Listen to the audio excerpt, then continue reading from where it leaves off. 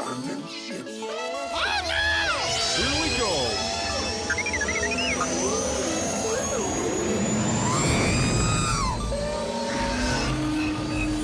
Can I persuade you to join us for a drink? It's a tradition. Here, here. Jar Jar, homie, my main man, quickly. Before the Separatists attack, get into the escape pod. Hey! This is escape, then we're the pot.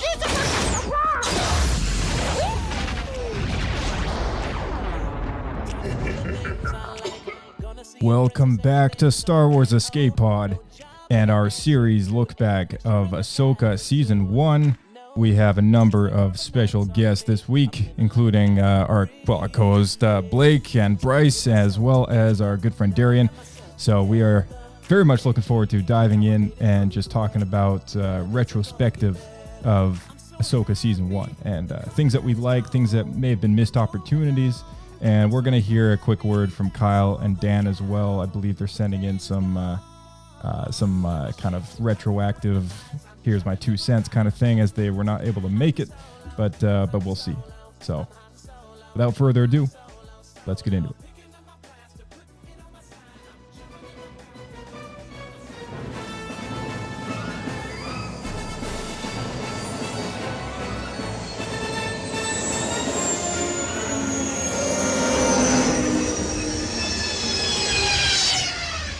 Another happy landing.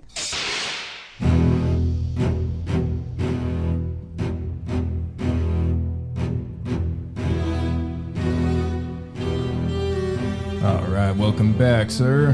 Hello there. Hello there. Hello there. Hello there. Hello there. And with us is our good friend Darian. Welcome, Darian. Hey, good to be here. Good to have you back. You got the line wrong. What's my line? No, you, Darian. Too many Obi-Wans in one room. You got to diversify. Yeah.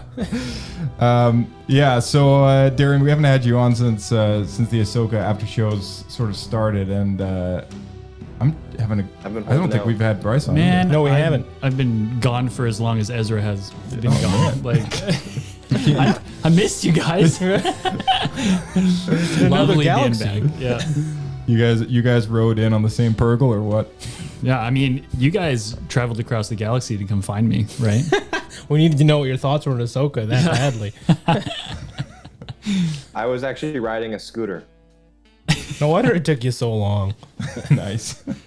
One of those Vespas. Yeah. Not quite as fast as Purgle.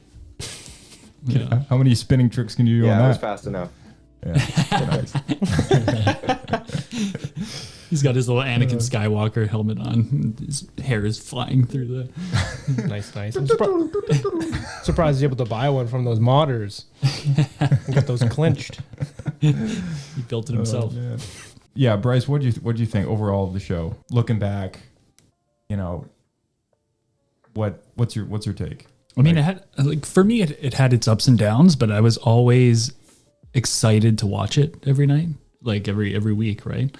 I thought the stuff that stuck out for me was the lightsaber fights had a lot more weight to them, and I feel like they did a really great job at making lightsabers feel dangerous again.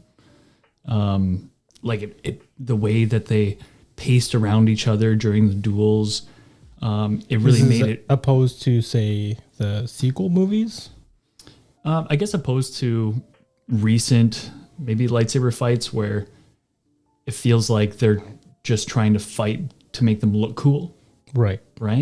This, it almost looked like kind of like kendo style samurai fight where it felt like they did not want to get hit by a lightsaber because you get cut in half, and it's scary to have a sword fight, right? People always forget that. It is absolutely terrifying to like swing a blade at another human being. And I kind of felt that during the fights, especially with Baylan and Ahsoka in the kind of Stonehenge fight, and also Sabine in the forest. So I thought they did a great job at like kind of adding weight and making lightsabers dangerous, which was really cool. Yeah. Nice. That's a good point. Yeah. So dangerous that she even got stabbed. Yeah, I mean, I can joke about that, right? Like that's kind of like, it's like, oh, thank gosh she has a really steady hand, or she had a really steady hand because like Shivving it in there. yeah. Throughout the series, like that last fight with the zombies, I feel like the choreography kind of dropped a little in that last episode. But I think they did some cool things, especially like the tension. You know, like when they're pacing around each other and like waiting for the first person to strike. You know, Very samurai. yeah, it reminds you of that. What is it? Is it the episode of Rebels when Obi-Wan? And Maul. That's right. And I think it ties in pretty well with kind of why. I mean, some people, of course, really dislike this, but the lightsaber fights from the original trilogy, right, based on like longsword fighting and samurai fights. You know, it's back to kind of the basics. Yeah. So I feel like it's a good homage to that. Right. Yeah. Darian, what's your take on this whole show? Like, you know, having not seen Rebels, having kind of just going straight into this from what a lot of other people are referring to as like the Mandoverse. You know, what's your take? Yeah, so in my opinion, the show did start off a little slow. I think because they had to, for people like myself that didn't watch Rebels, they had to explain who everyone was and that kind of thing. So it started off slow, but then it did pick up, and I also really enjoyed. I think it got better and better. I will say, I think they left a lot for the final 2 episodes. Like, I would have liked to see that get stretched out a bit. Yeah. And then Action-wise? I also, yeah, action-wise and just like the climax and stuff felt like it was just over the 2 episodes, and I felt like they left too much for not having greenlit like a season 2 or a movie, that kind of thing. There's a lot to be answered still. Like, I wish I would have known where Thrawn was heading, that kind of thing. Like, is he on the next planet, like with the mothers or whatever? Like, where is he? But overall, it was good. Yeah, just maybe like too many cliffhangers for me personally. And then also, like, I haven't seen Thrawn before or anything because I didn't watch Rebels, but I didn't find him that menacing. Like, I was expecting him to be like super like evil and stuff, but That was your complaint. I don't know.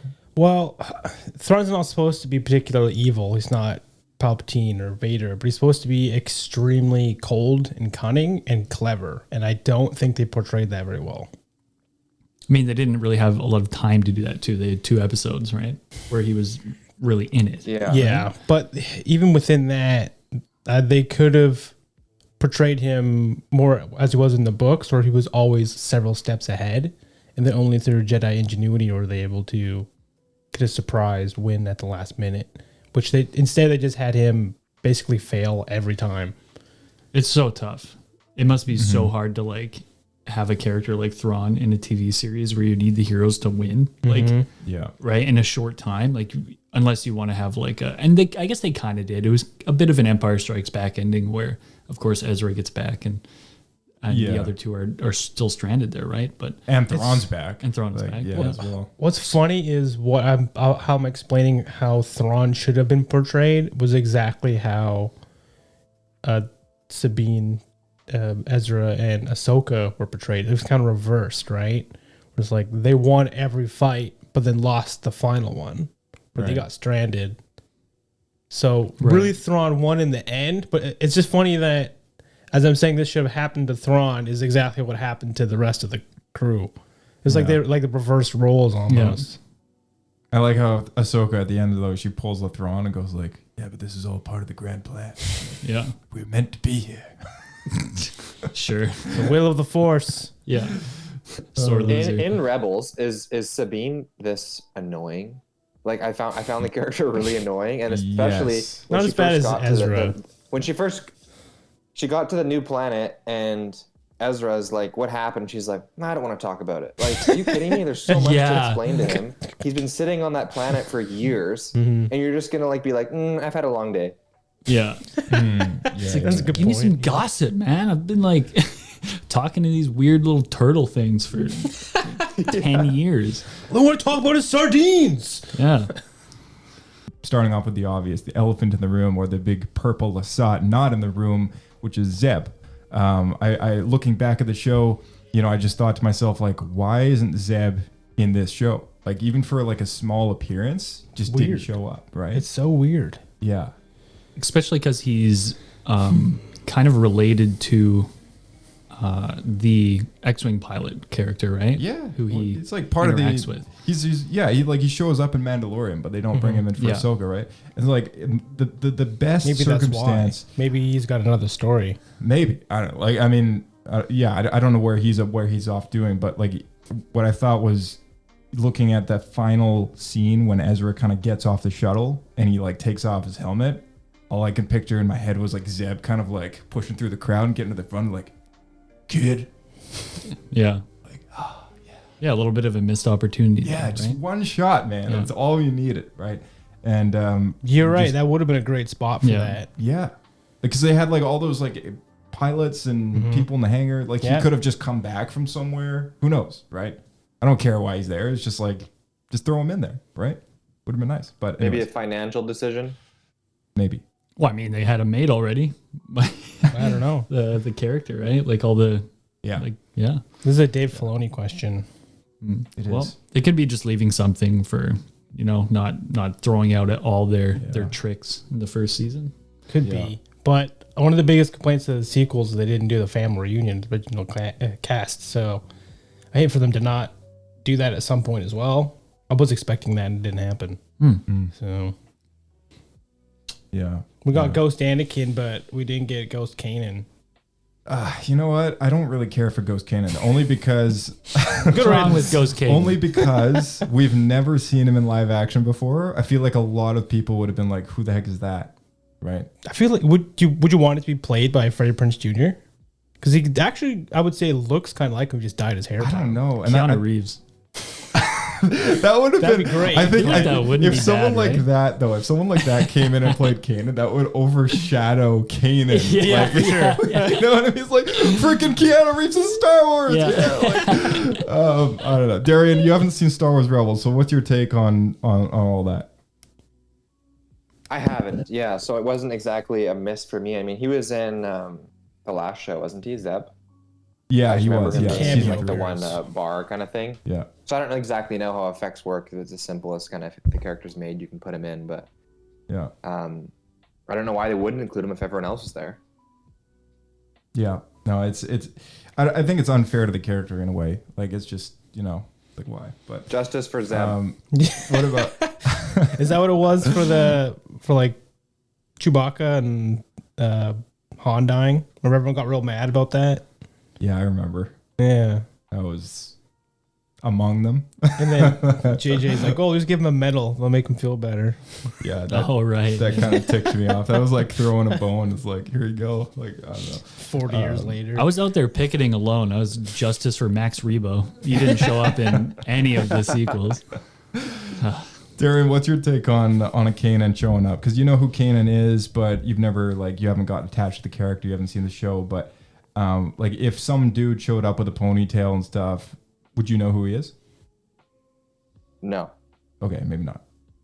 Okay, well that's good. That's Yeah, I'm good to definitely know the- though, because I don't know how Yeah, widespread. I feel like I represent the casual viewer crowd here. Yeah. But did you have that reaction when Zeb showed up for the first time? You were just like, "Who is this weird purple alien?" And like, Someone why does scheme everyone that care way. I so think it was much? actually we were doing the podcast review and Right. I think it was Josh or someone mentioned it. I'm like, oh yes, Zeb.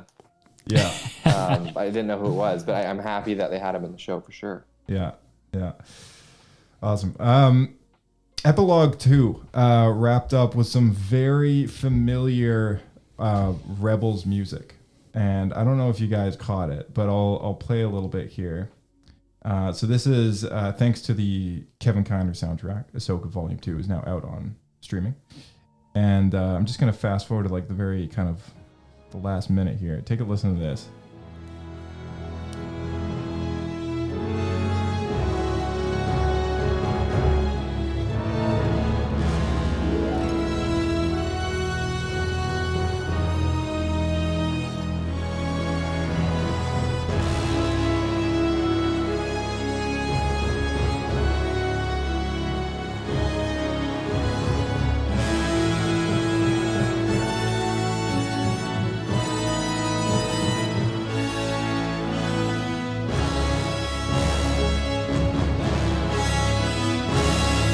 recognize it?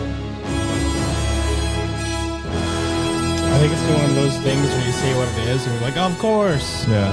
Because I do recall recognizing some tunes spliced in when I watched the episode, but not well enough to put a name to it. I'm assuming it's from Rebels. It's from Rebels. Yeah. It's from Rebels. So Which is why I the way that the don't show recognize ended it. was with a Rebels theme. So Right. it ended off with the Rebels season 2 ending.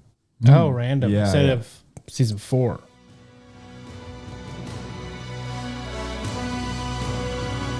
Is Rebels.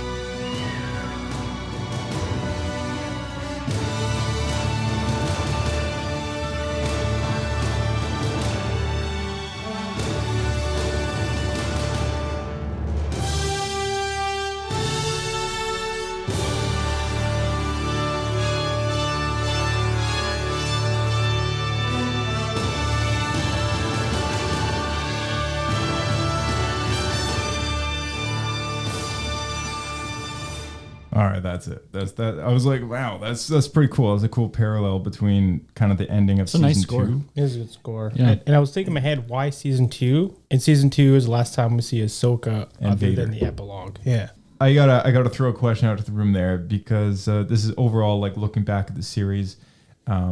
We had Sabine transformed into a Jedi, right? Like Surprise.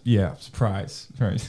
I was The just like, second ever Mandalorian Jedi. Second. and the first that Well, we've the ever. original guy made the dark saber. Yeah, Tar Vizsla. Yeah, he was the only other Mandalorian Jedi. But here's the real big thing is we've never seen a story where someone goes from having no affinity to the Force at all to becoming like a full-fledged Force user in a show, right? It's a little bit of a retcon though, because she didn't have no affinity. Like we thought that was the case, and then they retcon it being like, oh no, she was just weak in the Force, right? Right. Like, Yeah. she has it, but You it's not- have no power. I guess the principle they're setting up is like all beings can technically use the Force if they discipline themselves enough, right? And this is a mindset like that fans kind of had perceived back when the original trilogy came out, up until the point where the prequels kind of established the whole midi-chlorian thing, and only like some people have that natural affinity to use it, whereas like most people just wouldn't even bother or try because like they don't have the discipline to do it, right? But like we're watching a show that may like we don't know how much time this show spans in terms of time, right? So like I don't know if the 8-episode show spans like weeks or months or like a year, but in that time frame, assuming that between the lines, like between the chapters of the show, like she's kind of doing what she does to practice her Force powers or whatever, you know, can you buy that? Like, can you buy the idea that she's able to use the Force at the end? I think my issue with it is mainly what we talked about in the last podcast, which was I can buy, because everyone theoretically can use the Force in the Star Wars universe, right? Just depending on your midichlorians is how natural it comes to you. So there's no reason to say that she could never learn to use the Force. But it annoys me when it goes from struggling to use it, and then she's just, you know, barely able to pull the lightsaber to save herself. And then the next thing she does is like, no problem, throw Ezra onto the Star Destroyer. That's something was I had wild. I had an issue with that. That's a too. huge jump Yeah. in training. Yeah. So overall, though, yes or no? Do you like the fact that Sabine became a Force using Jedi by the end of the show? I'm indifferent, I think. Like, I was more annoyed with the idea before the show, but now that it's happened, You just gotta It's roll just- with yeah, it. it is what It's it it's is. gonna be there whether or not you like it. So Yeah. sometimes it's easier to just convince yourself you're okay with it. that and like I feel like we all have the 13-year-old in ourselves. I think Bryce, you may have mentioned this at one point where we all wanted to be the Boba Fett with a lightsaber character. Yeah.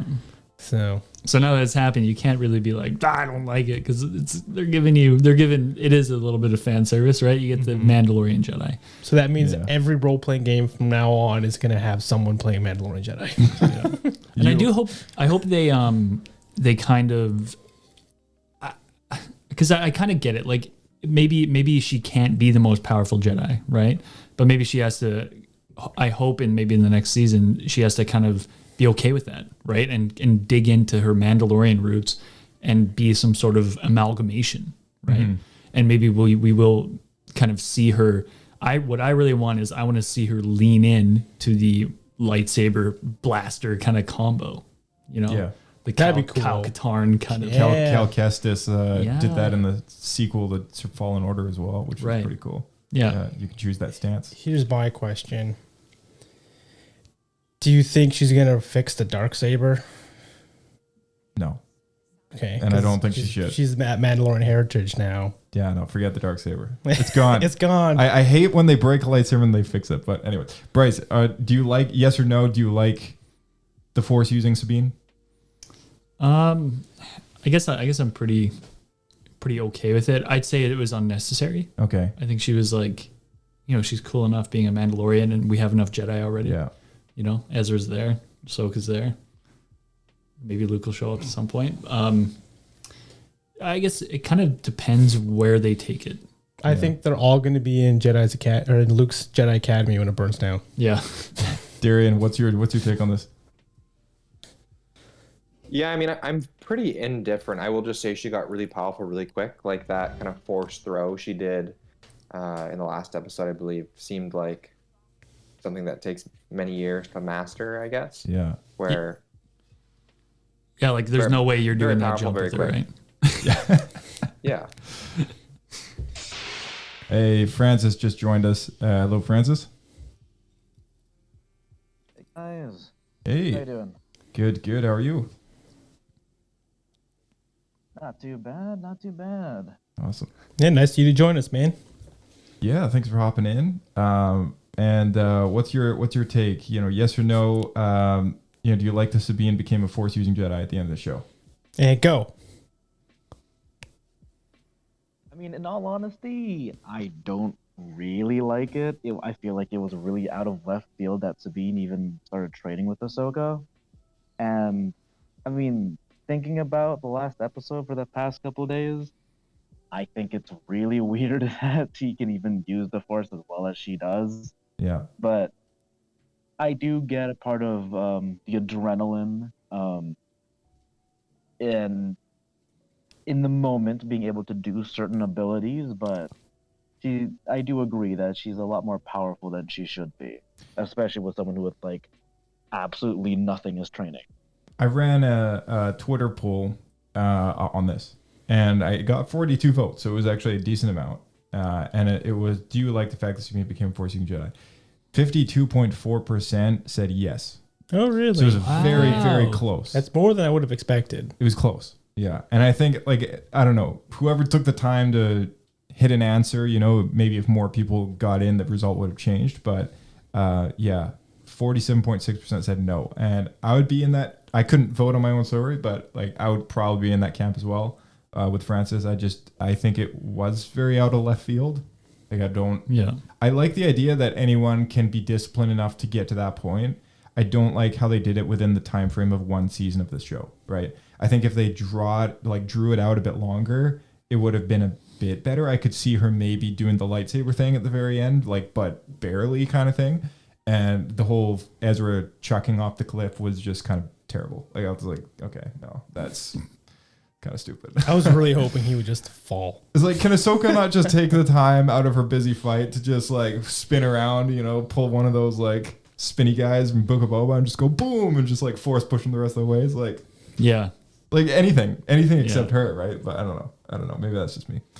It kind of seemed like an idea that a 10-year-old Star Wars fan would come up with. It's we'll lift each other with the Force as we're kind of jumping. Well, that's what Ezra and Kanan used to do all the time. Oh, really? Okay. Not midair, but it'd be he would, Kanan would throw Ezra and then Ezra would pull Kanan. So this is a bit of a throwback. Yeah. Yeah. That's kind of what's going on there. Yeah. I'll also throw in that there were a few times that Anakin and Obi-Wan did that in the Clone Wars. Yeah, they did. I think, yeah. Yeah, you're right. It's just like the Jedi version of Shake and Bake from television. That's what I was just thinking about. They just look at each other. Slingshot! Shake and bake, baby. Throw me onto that Star Destroyer. Oh jeez. Do you think at some point you could maybe like slingshot me instead? Maybe I could have the win. But Cal, if you win, how am I supposed to win? Oh yeah. No, good point. Good point. Yeah. Such a good movie. All right, hold on. We just got a message from a good friend. Podcast. You seek good podcast. Star Wars Escape Pod is the pod for you. Leave a review, and may the Force be with you. Oh, cool. Was that a recording sent from Kyle? That was Kyle. No. Hopefully Kyle joins us soon. But okay, here's another one. Something about the zombie troopers, the death troopers, sorry, was really, really nice. You know, at the end of the show, like, I feel like everyone was just kind of like estimates like, oh, all these Crimson stormtroopers dead, and like, you know, like people were like kind of hoping that was going to be a thing like 3 episodes before the end, and at the very end they like dropped the ball. You know, it's just like, okay, yeah, here it is, and then boom, like a big reveal. Did you like that? You know, that like, I know like, Yes, but I want to go farther. I'm glad that they're canon again, but I really want like the flesh eating ones, which I don't think we got. I think there was a moment where I thought that's what they're going for with the Death Trooper zombie trooper, but I think he was just gnashing his teeth to be scary. I don't think he was actually trying to eat Sabine. I don't know. Did you guys think he was hungry there? it would have been cool to see like, yeah, I like to think he was hungry. Like, There's precedent. I I think didn't he want just to wanted make a it. little snack. yeah. They've been deprived of food on that planet for a long time, probably, right? Give me some crackers. No, but the way he looks though, it looks like he's been dead for a while. Yeah. So That's were they because all he got dead? shot in the face. I don't think so. Oh, okay. No, I think because from the beginning of the episode, they were regular stormtroopers. They were like talking and communicating, and then they died, and then they came back, and they're all making zombie noises. Mm-hmm. So I think they were originally fine, and then after they weren't. Plus, the Night Sister, the mother, told Thrawn, or Thrawn asked her, like, do they know what they're in for? Like, and it's just something like, I think she might have said the ritual's complete or whatever. And yes, they've all been told what they're in for. Mm-hmm. So I would have preferred if they were just zombies the entire time. I thought that would have been a cool twist instead of it being like a backup plan. Right. Would have made sense, right? Like, how do you feed that many people on a Star Destroyer, right? No, that's true. Maybe they all died, and then they were kept alive via it was just this some alchemy magic, right? Yeah, so it's just Thrawn. It kind of just writes itself. Everyone else is zombies.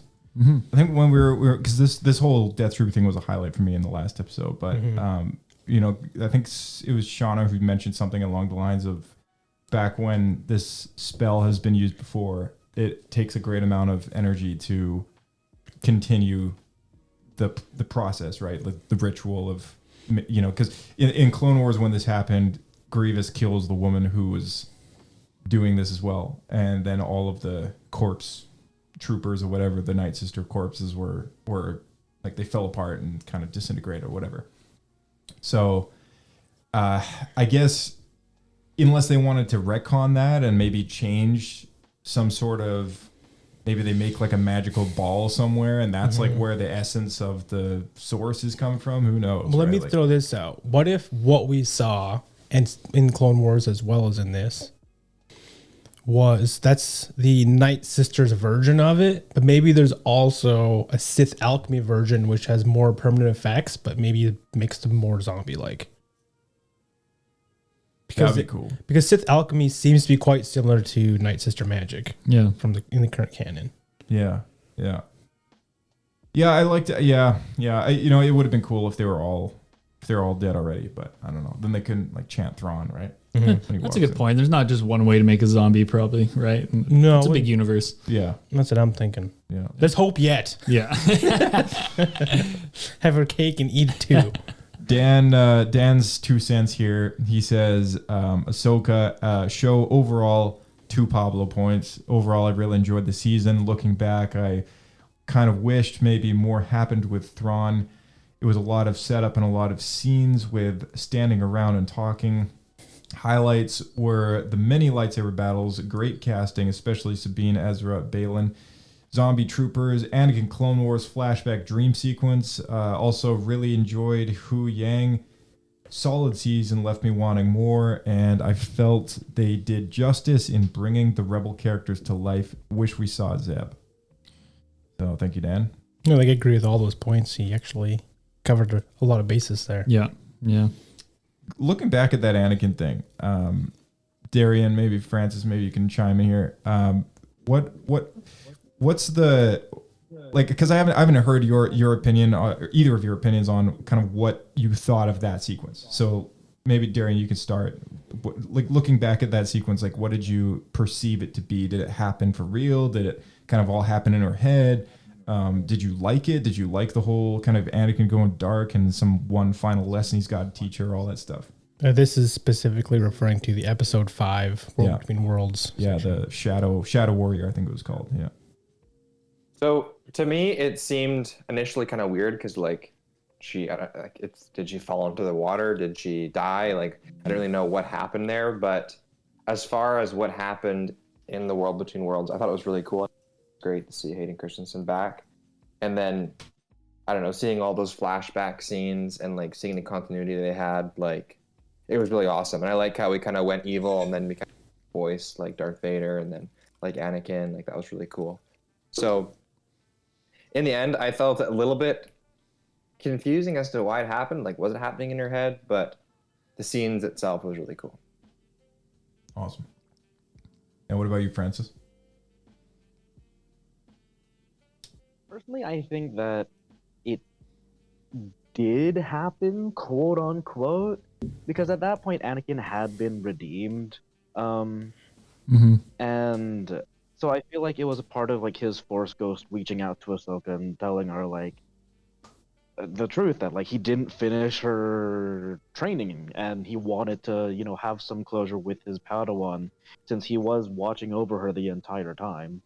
But I really liked it. I do have a few friends in the 501st, and to be fair, me included, that did have a few problems with the costumes in the flashback sequence. For being Clone Wars specifically? Overall, yeah, like for example, like with Rex, his gun holsters were way too big for what they are, and like his left shoulder pauldron was really disproportionate. And his elbow armor was like the wrong way around, so that was really weird. Oh, interesting. Yeah. If you look up some pictures, you can see a better look. But on the elbows, you can just see like the stripe that goes down the elbow guard is just it's just cranked in like 90 degrees instead of like lining up with the actual armor properly. Interesting. Do you think that's so possible that the actor just put it on wrong? Like, is it something that simple? Maybe the actor just put it on wrong, which is why like I think most of us probably just let go of the elbow thing. But the whole shoulder pauldron and like the guns being really disproportionate, those were just really weird because like Rex's shoulder pauldron is one of his defining features on his armor. And seeing that thing basically be the actual just size of his shoulder blade instead of being like this kind of almost ranked officer symbol was a bit strange, but I did really like it. If I'm gonna be honest, I screamed when the Clone Wars stuff came on. And when I saw Hayden, I was like, yes! I think we all were. But yeah, yeah, fair enough. Oh, except Josh. Josh was really mad. But yeah, I What? You were upset with the whole thing. No, I wasn't.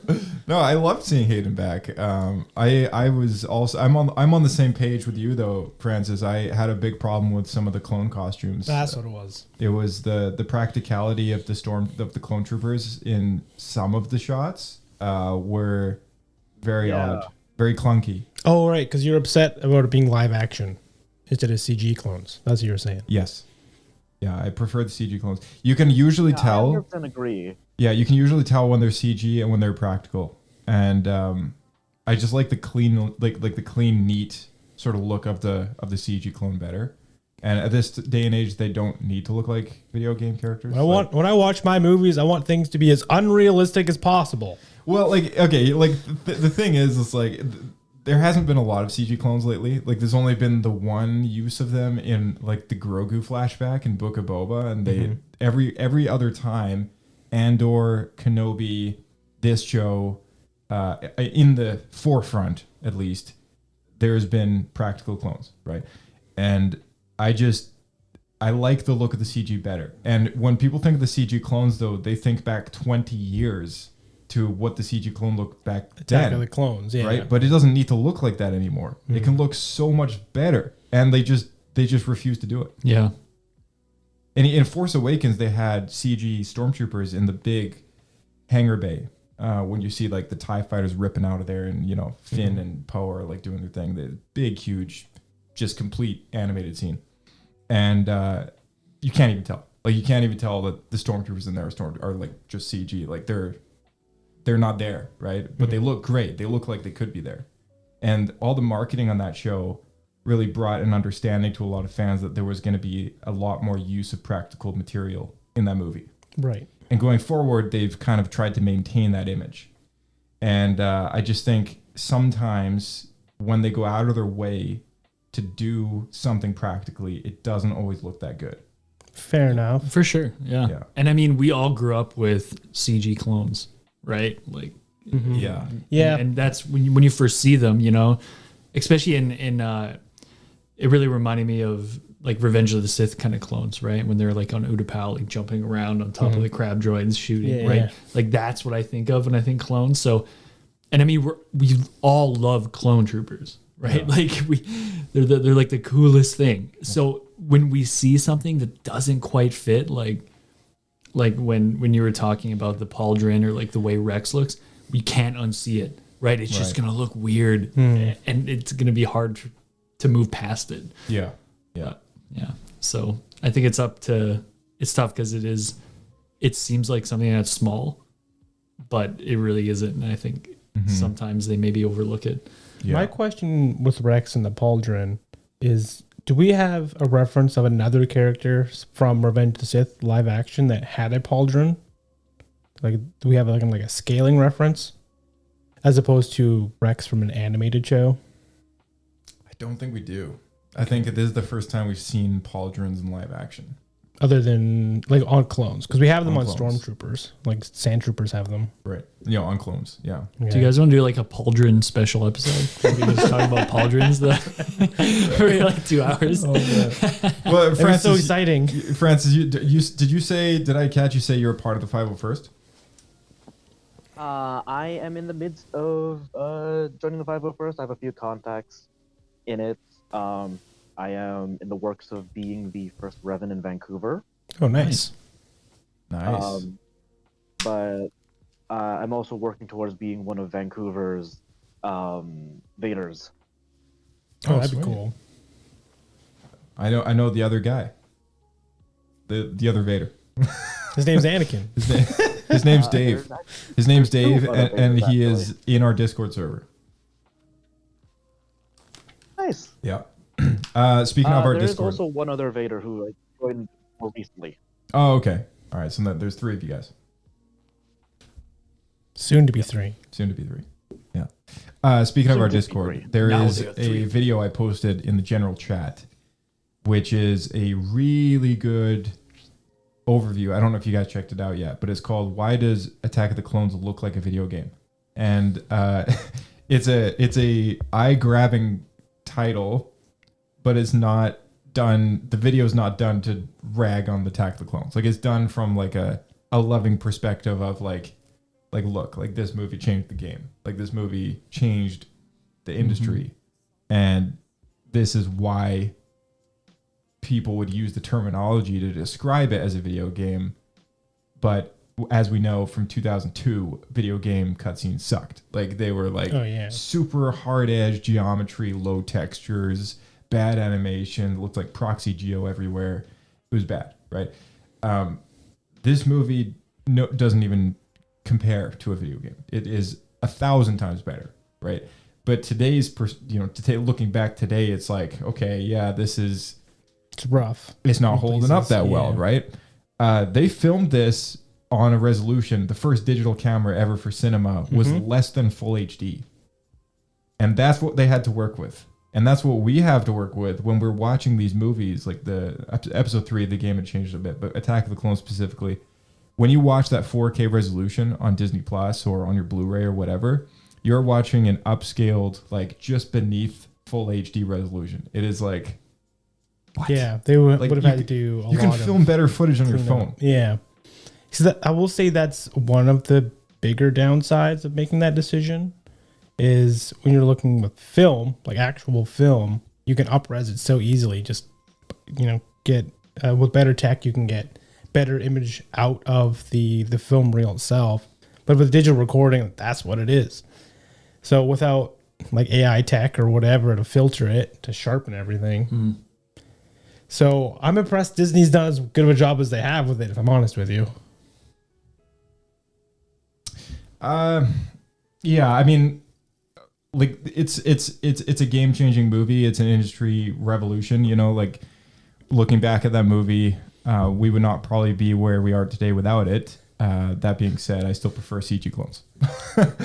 So, Yeah. I don't know who else has anything to bring up. I will bring up. I feel like we each have the thing that, like, we each liked that scene, the Clone Wars throwback. But the thing I had kind of an issue with was I always viewed the clones as like strategic and tactical. So you didn't like them just running at camera? It was bizarre. Like, and I know it's like, okay, it's just like a dream sequence. Right? Yeah. It's like a fever dream Ahsoka's kind of having. Yeah. But it was kind of weird for them just to be, and I wanted to see the droids. I wanted to see what they were shooting at and stuff. I know it's very selfish to want more after seeing like a scene like that, but Want more? yeah. But I know I shouldn't. Oh gosh. No, that's a good point. I mean, you think that droids? Say again, Francis? thousands of battle Oh, droids. sorry. Oh. No, but it's valid wanting to see the droids because, like, I do echo the fact that, like, Disney is really hesitant on using their CGI. It's really weird. Is it that, or are they hesitant on showing prequel stuff? Because I feel like I feel prequel like stuff they are in just hesitant general. on using CGI in general. Okay. Because, like, well, I guess maybe a bit of both. Because, like, to call to Kenobi, the Grand Inquisitor was weird, huh? Oh yeah. Hmm. I thought the Like, they could have just used a little bit of CGI there. Well, I don't even think they would need to because he should have been the moon, which we would have saw in Utapowan. Sorry. Yeah. But yeah. he didn't even look like his own race. A pawn. Pawn, sorry, Pawn, from yeah. Utapau. it's very frustrating because we see the live action, Yeah. Powan. In Revenge of the Sith. Yeah, it is. It is. Bizarre. It's like, Yeah, and they actually looked pretty good. Yeah. They did, yeah. see, this is my whole kind of like the TV adaptation of some stuff is not always the where it should be, just because I think it's budget and time that they may not have, right? So like the makeup for that one guy for that one shot in that one movie, his filming schedule may have been like 2 days or something, but that makeup probably took hours. Oh, for right? sure. And when they're doing these Disney Plus shows, I don't think they have that time. I don't really know how it works necessarily, but with a character like that, or with Cad Bane, for example, it's like we've seen live action Duros, we've seen live action Pawns. It's like why don't they line up, right? I don't think I buy it. Like if you can make an entire set where Obi-Wan is chopping up sand whale meat and like put in like that much effort to something. Priorities, Bryce. Yeah, but then like you can't put in the effort to just make something look like it. Yeah. We've seen it before, right? Yeah. Especially when it's compared to something that was live worse. action. Yeah, it's worse when we've seen it before because we know what Yeah. it should look like. Yeah. In the continuity of things, right? Yeah. It's like I can be forgiving when you're going from animated to live action, but live action just feels starkly wrong. Yeah. And I think that's so important with Star Wars is having consistency in the universe. It makes it feel like it's bound together. It's not as jarring when you see the character you've seen before and you're like, it makes it feel that much cooler when you recognize it instantly. Yeah. And it looks like they just kind of jumped right off of the set of a movie you've seen 20 years ago. And That all of a sudden actually- it's in front of you, you know? No, I agree 100%. And that actually reminds me, it was a big issue with the sequel movies, which was there wasn't any original trilogy or prequel alien races. It was all new stuff. So it doesn't feel connected. It's jarring and yeah. Yeah. That leads me into my next question. As far as visual continuity goes, a lot of people seem to be on the page in favor of recasting Baylan? Yeah. What's his name? Ray Stevenson. Thank you. Yeah. Thank yourself. Thank you, second brain. It's one of those things though. It's like okay, I have a problem with like that kind of thing, right? Like with like the Powens, the Duros not lining up visually, among other things.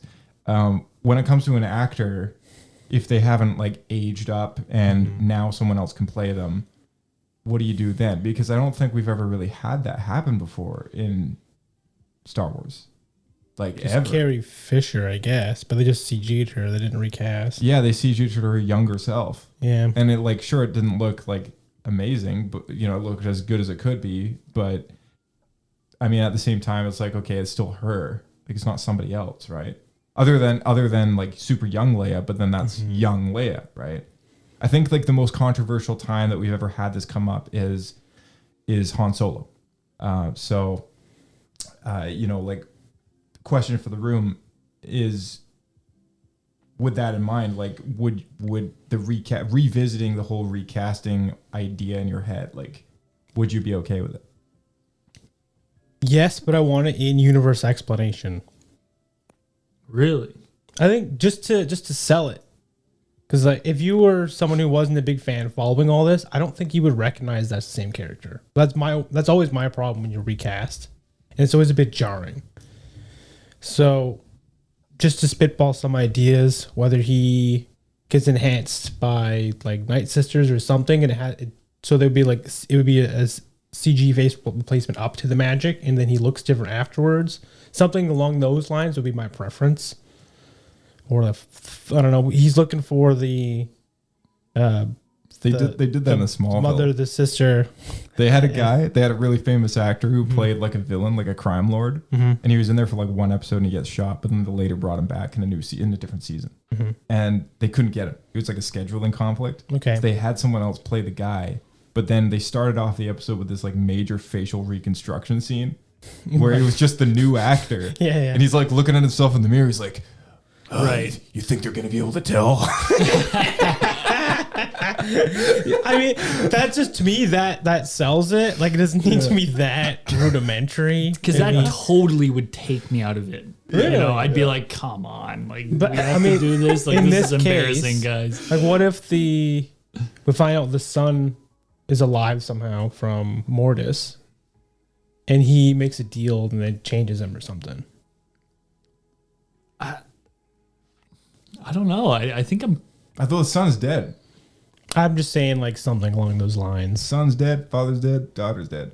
Do you think a lot of people are Say going he to want did. like a whole episode devoted to why this guy's face is Not a strange? whole episode, just something happens in an episode. And it's like a lot of plot that kind of goes into that. It's like his face burns off like Anakin and then gets a mask for like the whole thing.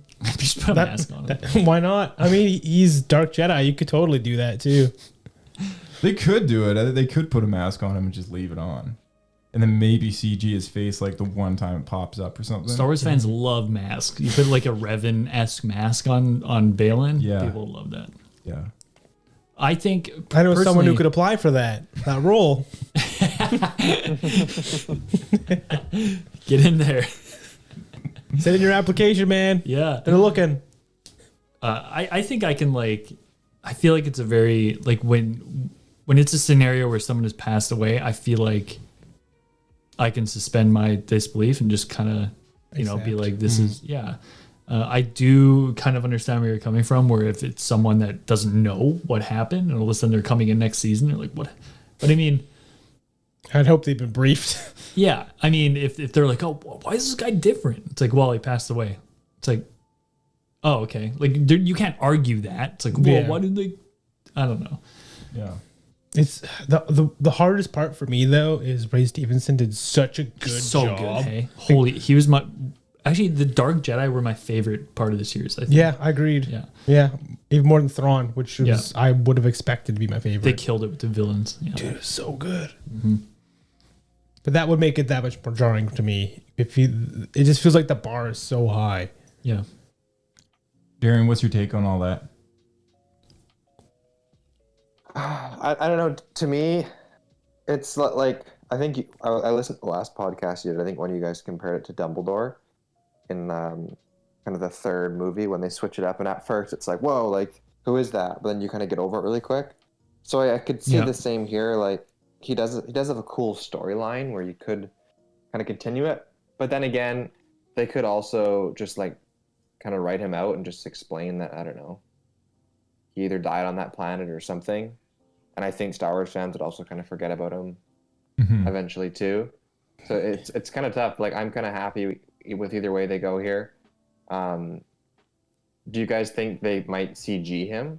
I mean, can we all agree that we guess don't want Disney's not that? doing a lot of Yeah, CG I agree. I want to know what's going to happen. It was so interesting. If he's a main character in the following season, I do not want him to be a full CG guy the whole time. Like, no thanks, I'm good. Right. Yeah. Let's do it practical. Let's make him a puppet.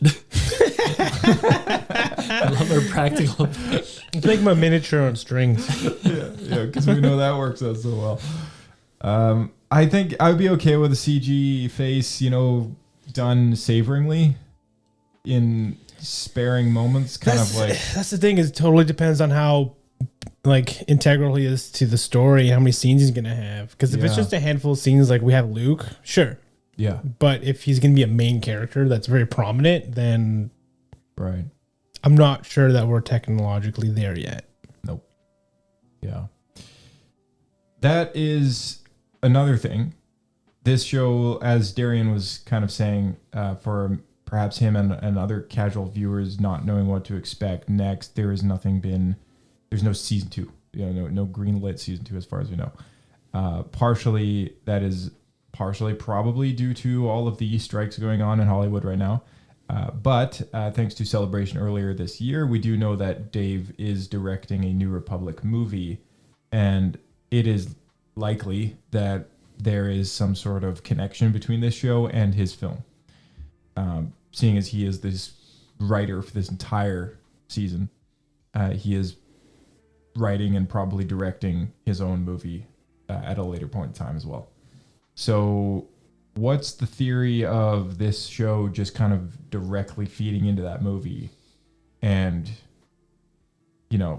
casting, recasting, Baylan, whatever aside, is this plot line going to continue on the big screen or is it going to continue on a small screen at home?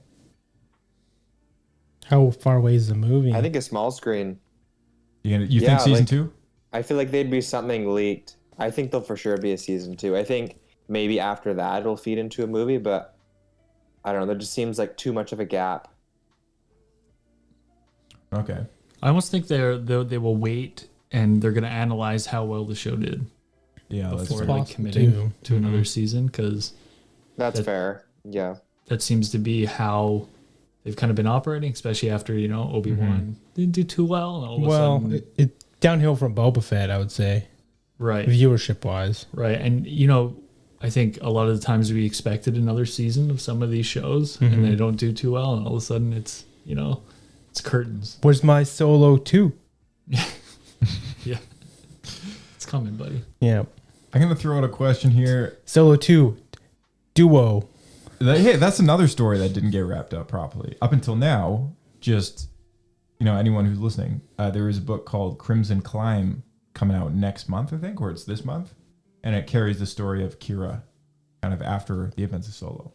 So, anyways. Yeah, they took her character in a crazy arc. Yeah. Yeah, they did. A lot in the comics, huge. Definitely. Yeah. Definitely I do followed keep up up in the with that. comics. Yeah. There's one thing I wanted to ask you guys about, because you guys did all the Rebels, like you guys watched it all to get caught up. And as I've been kind of out of the loop, I was wondering if there's anything huge and prevalent that you noticed in Ahsoka that stuck out that I, maybe wouldn't have caught on to if I didn't, or listeners wouldn't have caught on to if they hadn't watched all of Rebels. Josh pointed out that the recording at the end of Rebels and then what Sabine listens to at the beginning are two entirely different recordings. Oh, Yeah. interesting. But like you mean anything that people wouldn't have seen Rebels would have stood Yeah, like out. for example, I kept seeing memes everywhere that people are calling like Ezra Jabba. Yeah. I was like, I had no idea that he uses that as like a I guess in the show Fake he name. says his name is Jabba as like a fake name, As right? well as Lando. Yeah, he calls himself Jabba and Lando throughout Rebels like a lot. Yeah, Yeah. And So he I was just actually wondering- tricks Hondo with that. right. So I was like, I wonder what other like small things or even big things that have been missing because I'm not like I have watched a decent amount of Rebels, but not all of it. Yeah. No, I think that was probably the big one for the memes. Mm-hmm, Yeah. But that wasn't in the show, but it would have been funny if like that's what Sabine just sees him like, Jabba! Yeah. Yeah. Well, there's that one moment in Rebels where he meets Hondo for the first time and he's like, what's your name? And he's like, Lando Calrissian. Oh, at least I get to meet the famous Lando Calrissian.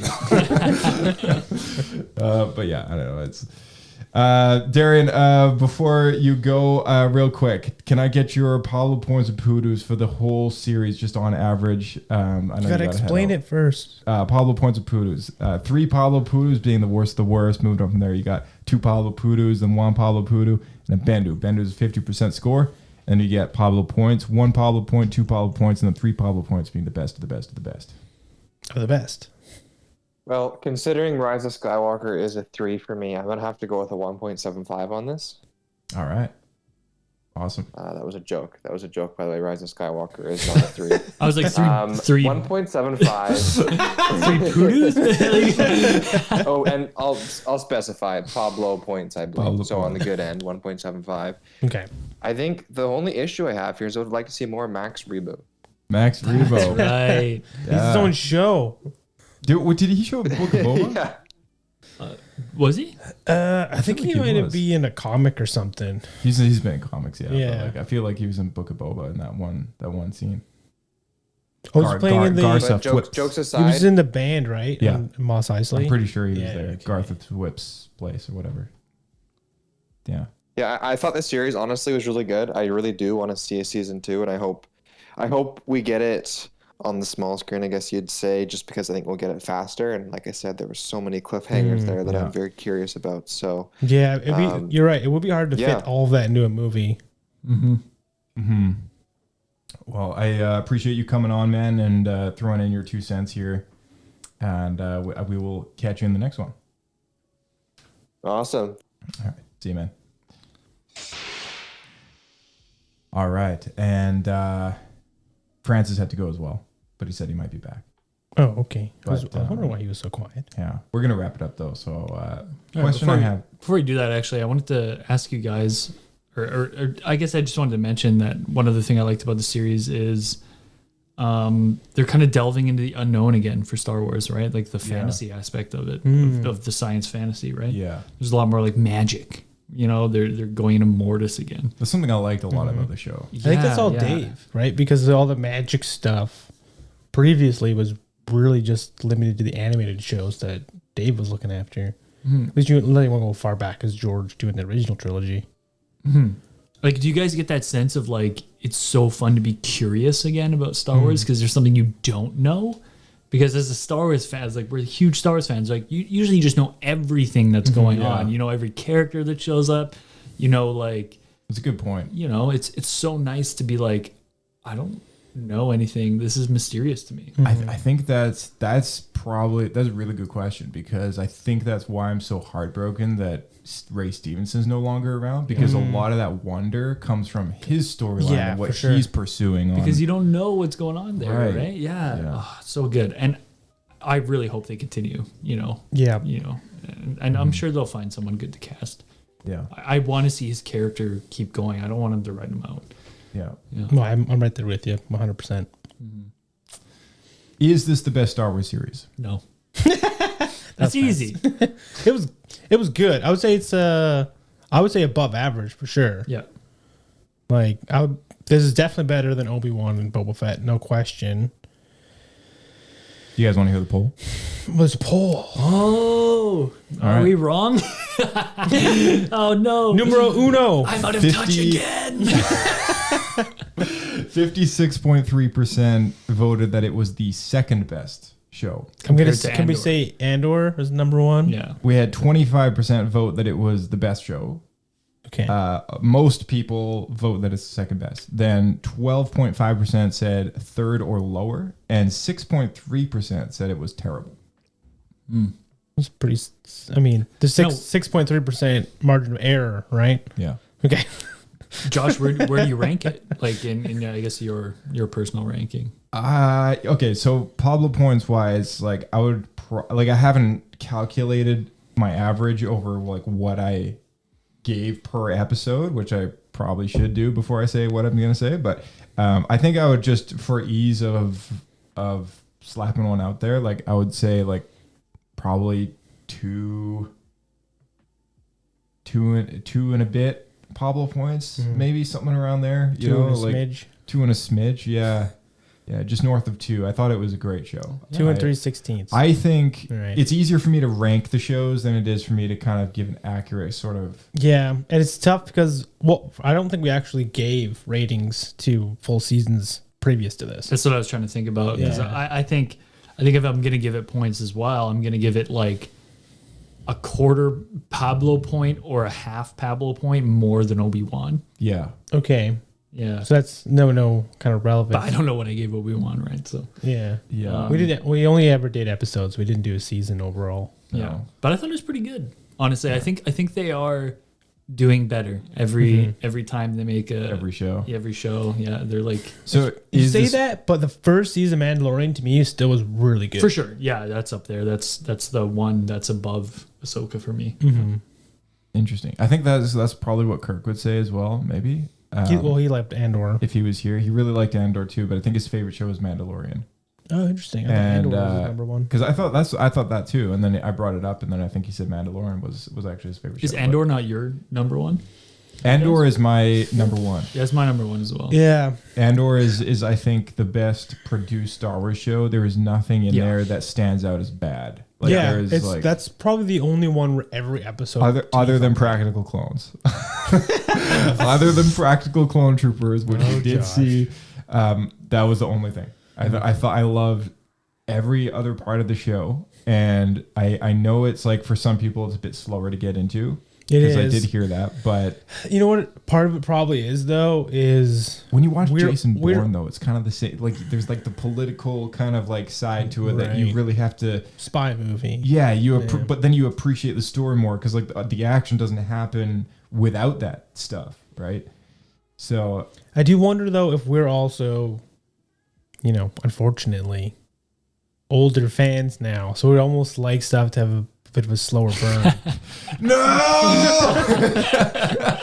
it feels deeper. How dare you? I'm young. How dare you not- say I- that? We're not I Zoomers. want action 24/7.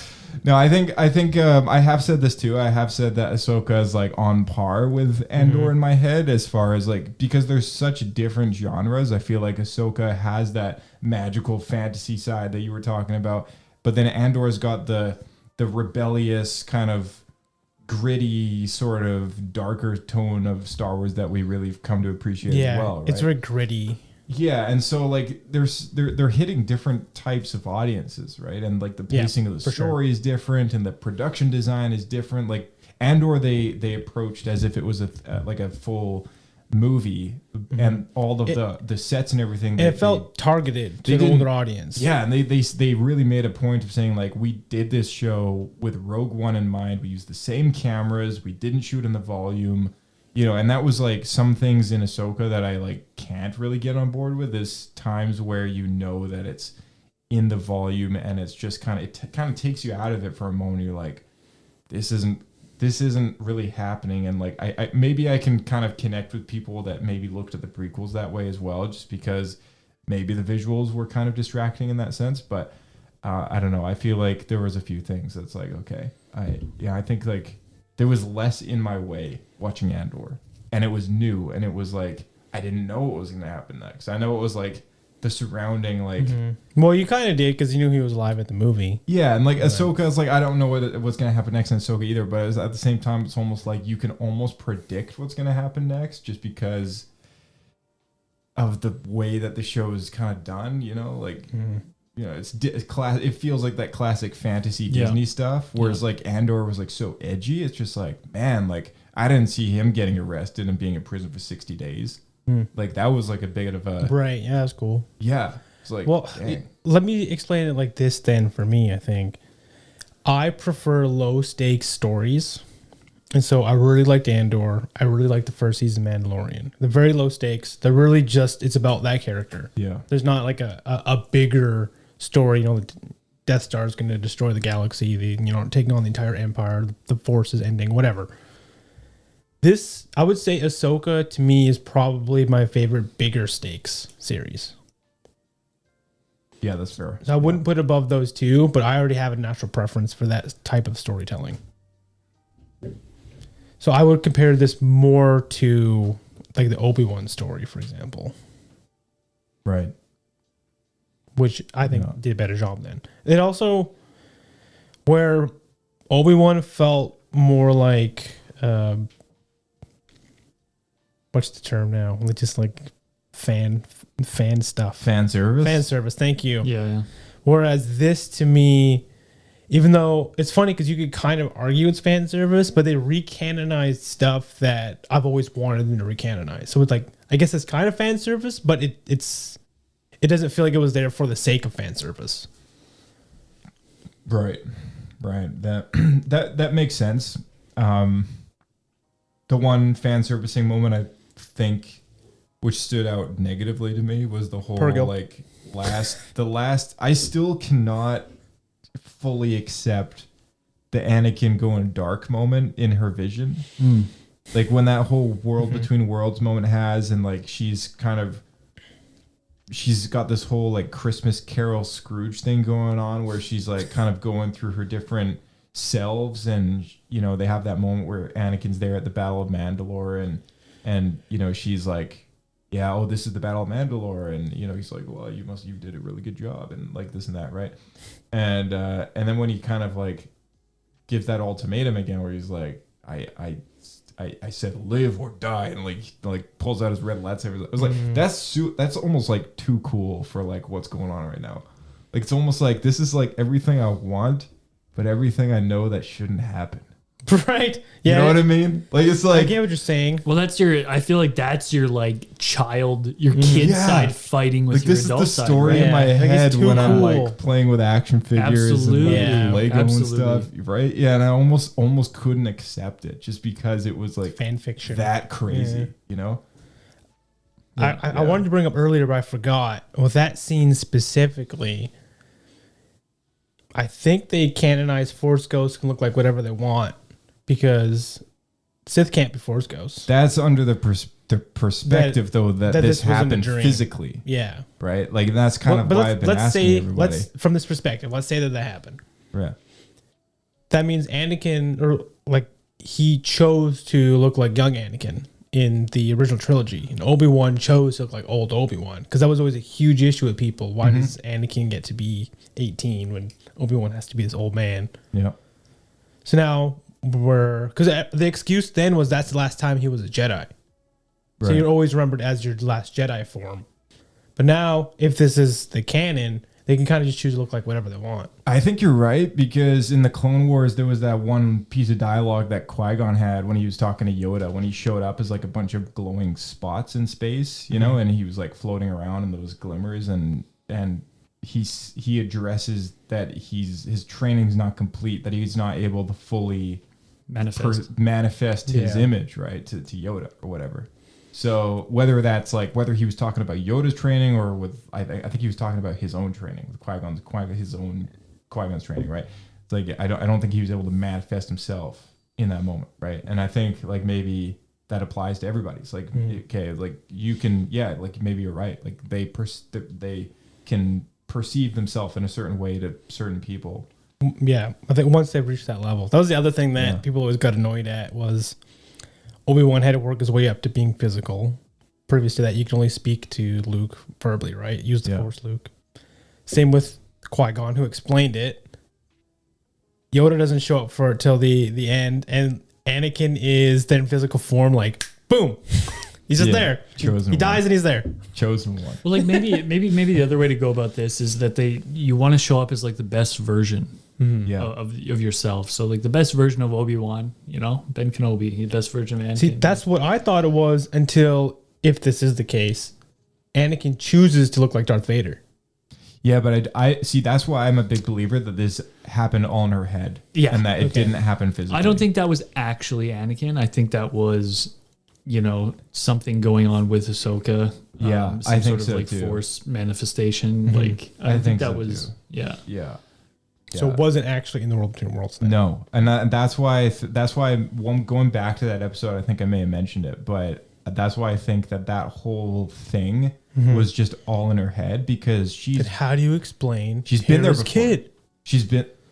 Well, okay, so like I think that he sensed it in the Force, like you know how when Luke holds his hand over Ben's like head in the hut and he's like sensing these things, and you can hear it on the dialogue, right? Like you can hear like like all this stuff. Good thing he right? didn't have a naughty dream. Yeah, like like what I'm trying to get at is like I think he picked up on like her, almost like her brain waves, right? Like kind of like what someone might hear if you were to very like closely listen, or if you were to like pull the whole Jedi mind trick and like read someone's mind, like maybe that's what might come through. And like maybe she was unconscious in that water the whole time, and I think all of that stuff was just in her head. She's been there before, so it's a place that she's encountered after seeing Anakin for the last time, which was at the end of season 2 on Rebels, Malachor, yeah. and Ezra rips her into the world between worlds just after Anakin / Vader, but to her it's Anakin is almost able to take her head off, right? And then she gets saved and gets pulled into this place. And so I think like her perception of seeing this person again is kind of built around that environment.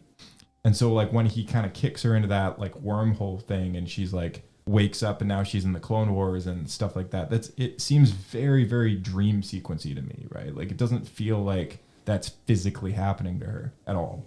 I don't think there's some crazy time hole where she's gone back into the past and like physically like relived those moments again. No, I don't think.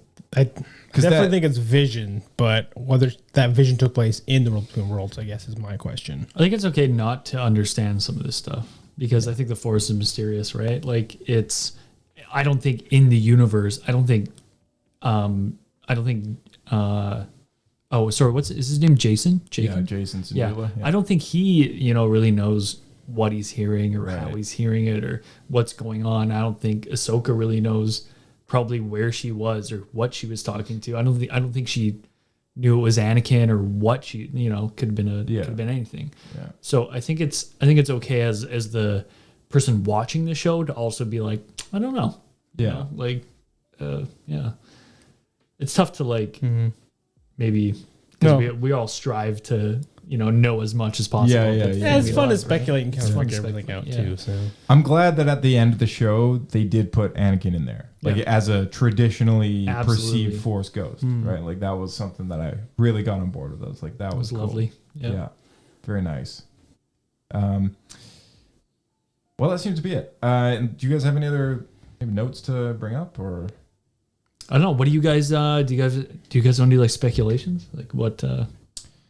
What do I have? What happens next? Yeah. What do you think it goes from here? Like what do you kind of want from another season, or like what are your aspirations?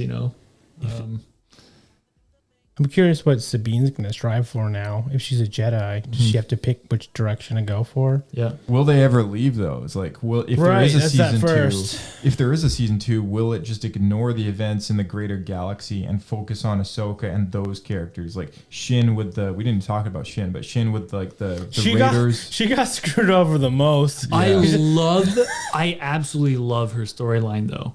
To see like a Sith apprentice that is going through the same things kind of a Jedi would go through, right? Yeah. That feeling of you know, he just sends her in, and you can see the fear, you know, that we've not never coming? seen a Sith being trained, or not a Sith, but a Dark Jedi, right? Yeah. Of like the actual process of a Dark Jedi or a Sith having to conquer their fear, right? So I found that so intriguing, and I really like. I'm pretty much more intrigued about what's going to happen on that planet with Mortis, you know, like all that mysterious stuff there, than I am actually, you know, than with Thrawn. With the New Republic and all that stuff. I think that the Thrawn stuff is going to lead into the movie, and I think the Ahsoka storyline might continue into season 2. Yeah, Maybe that's how they're going to do it. seems great though, right? Like, Yeah. I think they set up for some really fun stuff.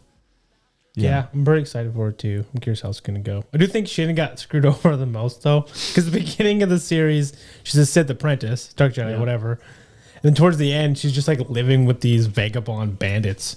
For sure. And her masters abandoned her. Yeah. She's stranded on this planet. I feel like it's her wow, that's story a shame. of like her rise to power, her growth, right? It's going to be cool. Yeah, it is. Yeah. She become master of the bandits. Yeah. It is indeed. Fellas, thank you for coming on again. It's been lovely. We'll catch you in the next It's a one. good time. We'll see you out there. Keep flying. All right, and thank you so much to all our listeners at home. Make sure you follow us on Twitter and Instagram and YouTube with the handle at SWSK Podcast. Subscribe on YouTube. Make sure you drop a like, drop a comment, and you know, I love tuning in. Love people tuning in on that. Lots of playlists to take a look at on there. Also, make sure you go check out ORBITKEY, ALKY, and all the links in the description. Join our Discord is the place to be, and we will catch you in the next episode of Star Wars Escape Pod. Got lots coming at you. May the Force be with you.